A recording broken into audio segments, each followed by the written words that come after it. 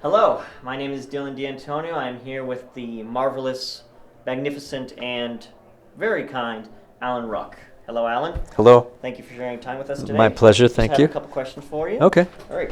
So, as of right now, on IMDb, you have over 132 credits, which is a lot. You've done a lot of roles. Is there any role that you feel like you're really proud of, but you don't feel like you get enough recognition for, or wish people would be like, man, I really like that one? Oh, I don't know. I mean, I think the things that I'm proud of have been very well received. So there's some other things that I did that they weren't very good, and it doesn't really matter. You know, it's just fun to remember. It's like, oh yeah, that happened, and I was lucky to have a job at any given time, and so it's kind of like catching lightning in a bottle when you land a job that is of excellent quality and people like it and it lasts. That's a little bit of magic right there. That's a lot of luck. Nice, Yeah. nice. Well, I have to pull up a quote for this next question. All right. As everyone knows, you were in the hit TV show Succession, which you were very good in. Thank you. And your co-star, Brian Cox, actually had a quote about acting. He said, "One of the problems for actors is anticipating. They expect, they panic about success, they panic about whether it's working for them, they panic about all sorts of things they're not in control of." Now, one of your very first roles was on the film like Bad Boys. What was it like the first time you were ever on a film set? Were you like excited? Were you nervous? Were you somewhere in between? All that stuff. I was very excited to get that job, and it was an edgy sort of teen prison drama or something like that, juvenile delinquent kind of thing, and I was very pleased to be cast in a serious picture because I'd done lots of comedy, and I just felt like nobody was ever going to put me in a dramatic picture. But once I got on the set, sometimes, I don't want to be rude to anybody, but sometimes you get direction and it goes against every molecule in your body. But at that time I was like, well, they must know what they're doing because I'm just this little goober actor who's on his first movie. And just since then, I realized just because somebody is directing a motion picture, it doesn't mean they know absolutely everything. I learned a lot on that movie. I had my eardrum perforated on my second night of work because the special effects man put an extra strong squib on my shoulder because the director wanted to see blood on my face when my character was shot. And I didn't know what that was going to be, so I didn't think to ask for earplugs, and they didn't bother to give them to me. Right. And so it's just things you learn along the way. The movie business can be dangerous when there's elements like that involved, and luckily the way I learned things, I didn't have to pay too big of a price for that education. Well, as someone who has directed people before, I can tell you are absolutely right. There were times where I was like, I don't really know what I'm doing, but I'm just going to make it work. But everybody's doing the best they can with what they got, Yeah. And is that advice let's say some up and coming actor came to you and said, and you were giving advice? Is that something you would say like, hey, listen, sometimes these guys you think they know everything, but they really don't. So just maybe like follow your instincts, or maybe stand up for yourself. Have a voice. You have to definitely pick your battles, especially when you're just starting out. And if your job is just to open the door and say, "Sir, the car is here," don't try to play Hamlet in that moment. Just tell the story. Do your part and tell the story. And that's the bottom line: is tell the story. But if you have a character that moves the plot forward and is sort of integral to the plot, you're allowed to have opinions about it, even if you're only 21 years old. You're allowed to say, well, I think this. And you'll work with some directors who are very open to listening to you. You work with other ones that are just like, yeah, no, just do it. Just do what I tell you to do. And there are other directors rather, who are very clever. And I worked with a director on Succession whom I love, this guy named Mark Mylod. and he's really a charming, funny, witty fellow. I think he's also an evil genius because I would come in with an idea and I'd say, I was thinking it would be like this, and he'd say, right, try one like that, and we'd do one like that. And he said, yes, I think that's working well, but would you consider, would you be open to, and then he would throw out some other ideas, and then I would do it with his input, and then he said, that's working even more, that's great, even more. And then by the end of the sequence, I realized that he had like turned me around 180 degrees, from what I had initially tried to do. But it's a collaborative thing, and you have to work with a director. And not all my ideas are going to be great, and as anyone's. It's a thing where you have to work together, and hopefully you have trust, and you have to be open and willing to try things. Oh, definitely. Yeah. Now, like you were just saying, you've collaborated with so many people, like directors, filmmakers. Is there any maybe like a time when you were starting out where you were like, I'm not really sure what I'm doing, you need some direction, someone gave you like a good kernel, and you've really carried that through your career? I think I kind of learned stuff in the School of Hard Knocks in the early days, and I turned in some lumpy stuff, and I think that at some points I was hesitant, and at other points I did too much, and it's really it really is all about balance. And there's sometimes when you have to take chances and just let it rip, and there's other times you should just actually allow yourself to be and not feel like you have to emote or be anything other than where you exactly are at that moment, Oh. And so I just think I learned by trial and error, and I don't really remember a director. Well, just the good ones. It's just like even in the early days of Succession, I worked with Adam Arkin. He's a friend. I worked with him before, and I was having a real hard time with this monologue that wound up not even being in the episode because it just wasn't that important. Yeah. But I was having a hard time with it, and he said just be where you are right now. Yeah. And so sometimes I need to get reminded of that. Yeah. But that's sort of key. Well, I know, at least for me personally, I'm sure for others, it's nice. We've all have to start out, and we're all have that part where it's you're struggling, you're not really sure yourself. Yeah. So to hear someone like you who've had all the success and notoriety, the fact that even you were struggling at your start, that makes us feel better. So there is a way to ascend. This is a normal feeling we're having. Yeah, I mean, I don't know of anybody. I mean, maybe there are some genius level actors who have just done one amazing thing after another, and every instinct they were able to articulate, and it just added up to something glorious. But I think most actors, it's you learn by doing. Yeah. And I think it's probably the same for directors. Right. Now, I heard, I saw an interview that you actually ended up in the president's motorcade one time? Yeah, this is a few years ago. I think Joe Biden had only been president for about a year. And a friend of mine is one of the advanced people in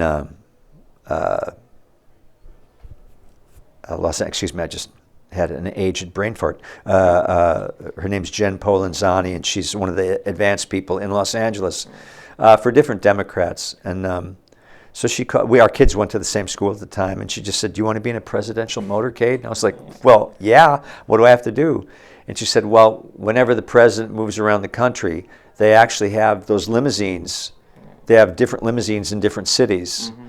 Because they're not going to fly that thing that they call the Beast, right, that armored car, around the country. They have different ones planted in different areas. And she said, so when the president comes out, there's Secret Service and military for all the big shots and the brass, And then they get local people to drive around the media. Mm. So I said, yeah, sure, I'll do that. And I drove around a van full of videographers. Oh, yeah. Yeah. It was fun. Been fun. It was fun, because the sheriff's deputies are all on motorcycles, and they say it's just follow the leader. Mm-hmm. Don't stop unless we tell you to stop. Right. And so we're just blowing through street lights, through red lights. It was a lot of fun. Nice, yeah. nice. Now, You are married to Yes. a great actress named Mireille Amorous? Enos. Enos. I'm terrible with No, names. don't worry So, about it. Yeah. She's a great actress. Loved her in Sabotage. Okay, good. Being married to an actor, a fellow actor, was there any have you guys sort of rubbed off on each other, like you saw something, she's giving you some acting advice, or have you given her some acting advice? Have there sort of been like a melding of your two styles? I just, I was really impressed with her from the first time I saw her on stage. We did a play together in New York years ago, and I was impressed with her right away. And it kind of reminded me, it's like, oh, right, that's what good acting looks like. Oh, yeah. And I kind of coattailed on her for a while because I had moved to New York. I was there for years, and we started dating, and she said, well, I'm going out to Los Angeles. So then I just kept chasing her. I kept coming out to Los Angeles. And after a while, the casting agents in Los Angeles kind of got wind of it, and they're like, oh, do you know who she's with? She's with Alan? Oh, wait, bring him in for that thing, because they thought I was a New York guy. And so they're like, oh, bring him in for this, bring him in for that. So I kind of like coattailed on her back onto the radar of some casting agents in Los Angeles, and so helped me out. Nice. Yeah. I know you were a very big theater guy. You love acting in plays. I did. I don't know that I like it that much anymore. I met Mireille about 19 years ago, and we did a play together, and that's the last sort of strictly theatrical experience, or strictly the experience of doing a play, a real play. Since then, I did a thing at the LA Philharmonic. They put on Frank Zappa's 200 Motels, which is orchestral, and there's some rock music, and there's these little interstitial scenes.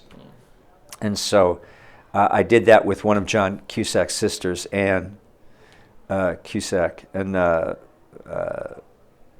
that's actually the last time I've been on stage in the live manner. Right. You know? After acting with her, it's like, it just isn't the same.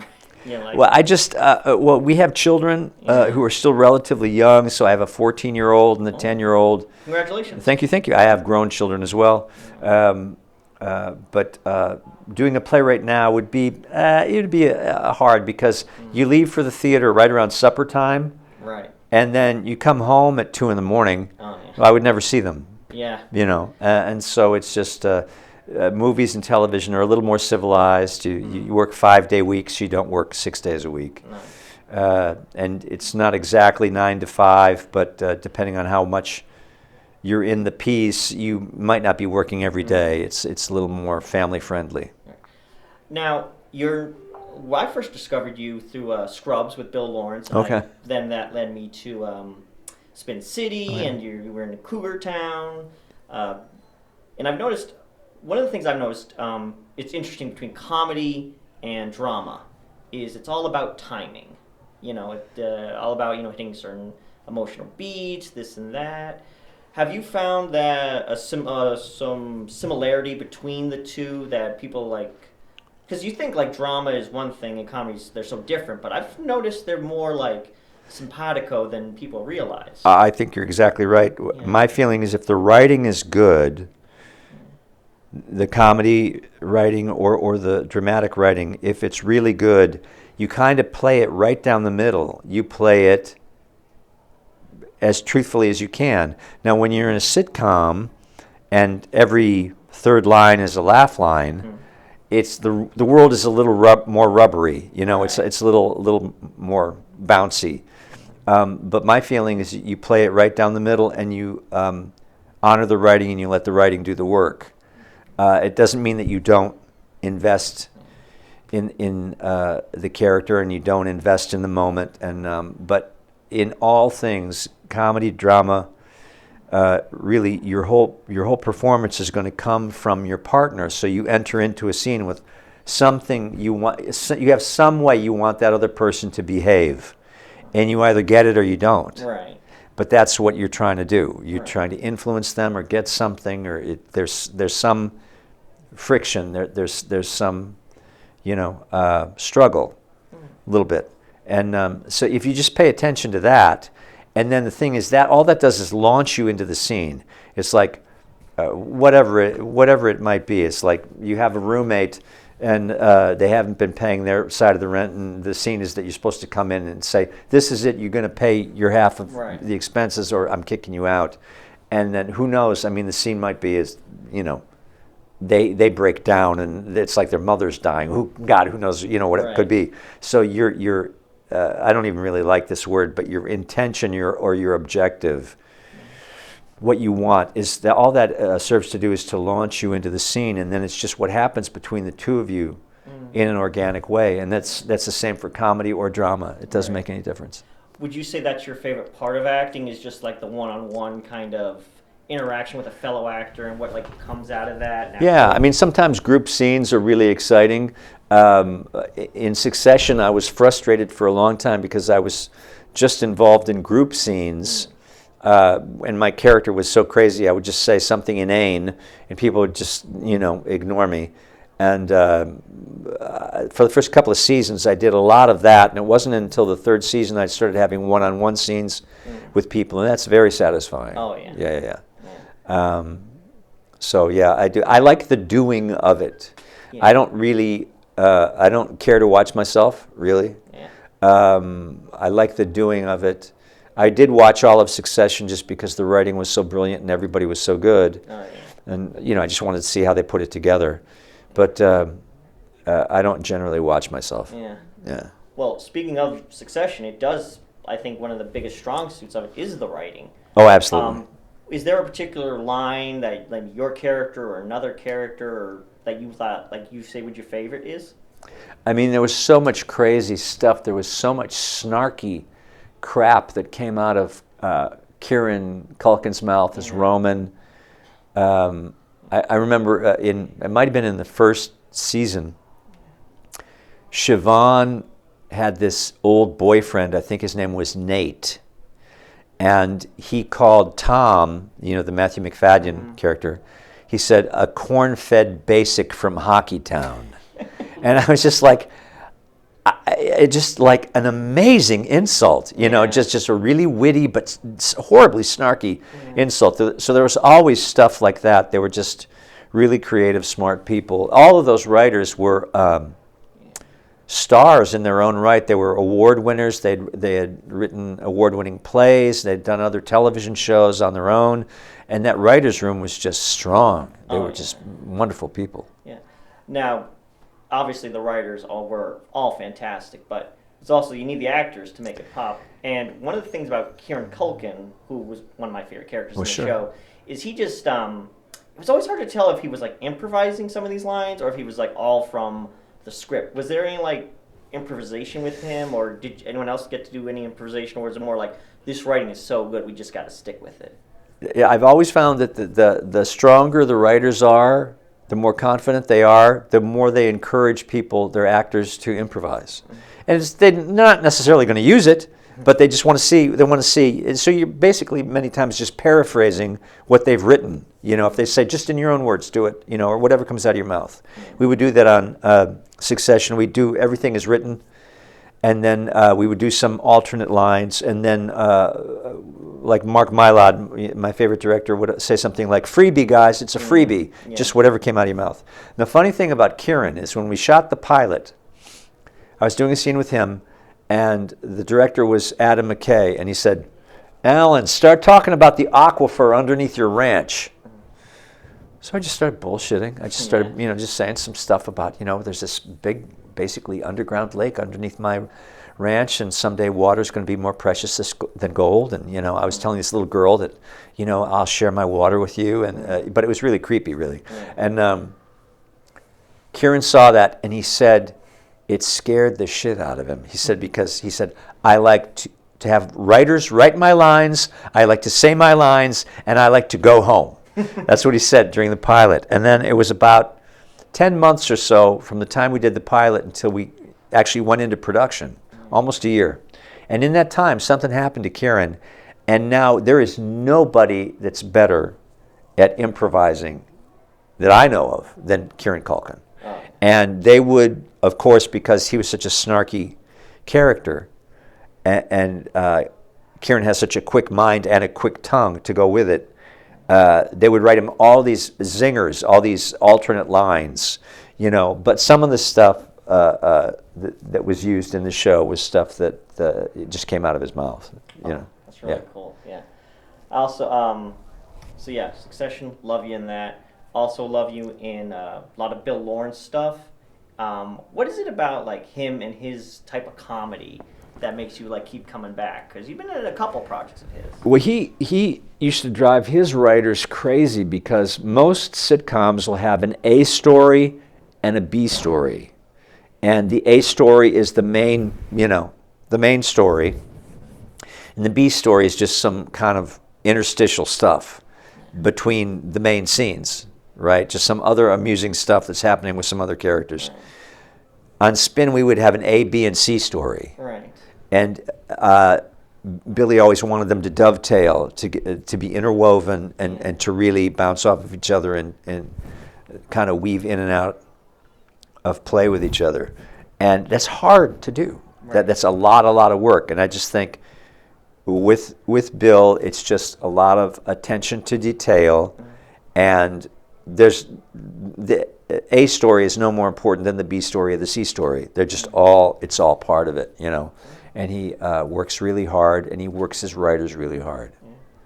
Yeah. Now, as you know, you've worked on film, and one of the popular sayings is there's 3 types of movies: the one you write, the one you shoot, and the one that's edited.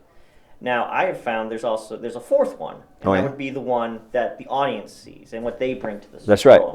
Now, in one of them, Ferris Bueller, there's a very popular theory. I don't know if you've heard of this theory. Yeah, I think so. Yeah. Is it the Fight Club theory? Yes, I've heard that. It's all in his head. Yeah. Yeah. I always find it interesting when fans of something just take an idea this little thing and they run with it. It's so much fun. Oh yeah. It's really impressive to me, just the creativity. And is that, have you ever seen something like that, or another thing of your role that someone has a theory about a character or something, and you're just that's helped you, inspire you, feel look at the show or a movie in a certain different way? I don't know. I don't know about that. I mean, it's funny, the way people responded to, because sometimes what they bring is really fantastic like that. It's that's awfully clever, and really fun to think about Bueller in that way. Yeah. And, it is what it is. And sometimes people respond to stuff and you're like, I don't know why they thought that. Yeah. It's but that's their experience, because it is an interactive deal. It's with acting, there's some actors that feel like they're not doing a proper job unless they actually feel everything they imagine that character is supposed to be feeling. Mm-hmm. And the truth is, it doesn't matter what the actor feels, it matters what the audience feels. Exactly. And a lot of that is their projection, mm-hmm. Or their identification, or their, rejection, or whatever, however they respond to the show, however they respond to the story.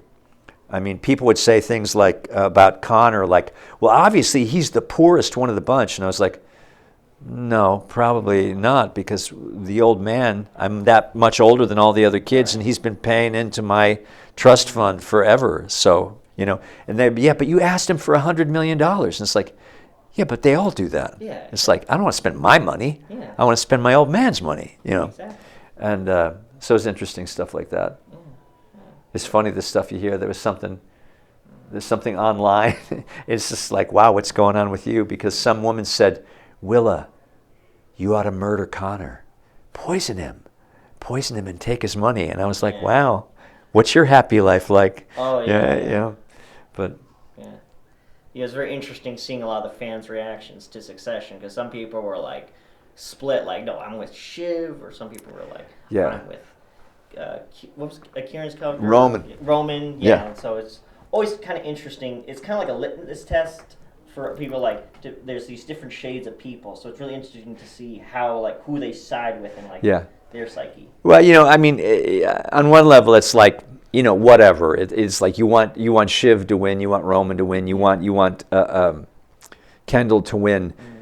who cares? They're all nasty, you know. And so it's like it's just a game. So that's just a fun thing for people to do.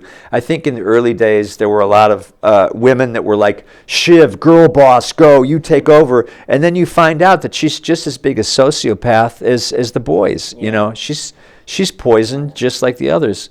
And so I mean, people project what they want, and then you know sometimes it doesn't work out that way. That's kind of what I thought was like the magic trick of the show, is that it gets you in at the beginning and you're kind of like, okay, maybe I'm root for this guy, or I think this guy's the whole thing. And then by the end, everyone's like kind of rooting for. Then you realize like, oh wait, I shouldn't have been rooting for any of these people. There was an amazing thing that happened with me with Breaking Bad, because I think it's a testament to the writing of Vince Gilligan and who's the other guy, Peter Gould, I think. Something like that. And then the charisma of Bryan Cranston.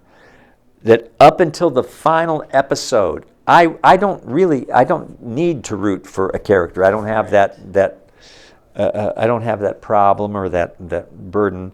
But I was rooting for Walter White, you know, and I didn't like his wife, and you know, and I wanted him to beat these gangsters and do all this stuff. And then in the final episode, I realized he had ruined everyone's life. You know, and it wasn't that last minute I was like, you're a piece of shit. You're a piece of shit. You know, but I got strung out for a long time, I felt, with... And that was... Because I watched the show, and I was like you, I'm like, I'm not sure about this wife. She just seems a little too, like... But then you rewatch the show, and you see things, like, you kind of know where things are going. You see things more from her point of view. And you realize, like, oh, wait, she actually has a point. Oh, yeah. That's always, I think, kind of like the best kind of television where, like...